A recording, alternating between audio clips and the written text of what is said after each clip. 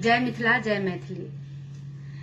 अखन मलेमास छे, आब खत्म भ जेतै, जेकरा अपना सब पुरुषोत्तम मास अधिक मास सेहो कहै छियै। तब बेसी बेर मलेमास साउन में लागे छै।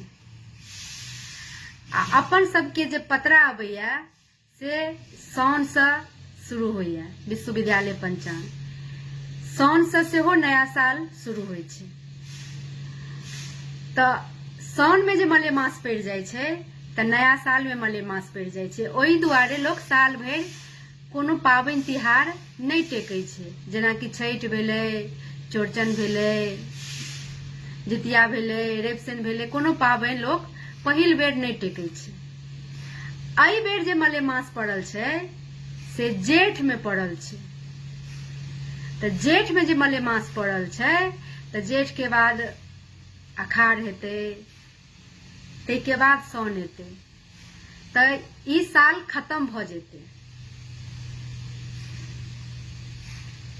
नया पंचांग नया पतरा साउन से शुरू हेतै।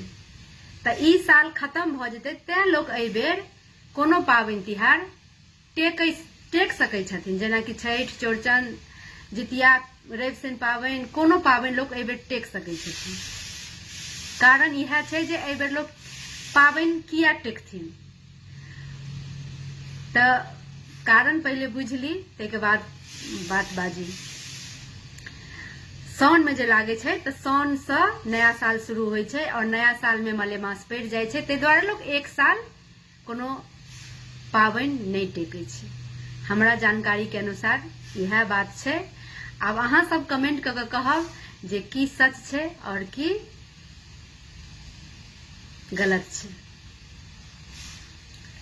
धन्यवाद सब गोटे के हमर वीडियो देखे ला और निक निक कमेंट करे ला। और एकटा आग्रह है जे हमर आईडी के फॉलो जरूर अहाँ सब कर लेब।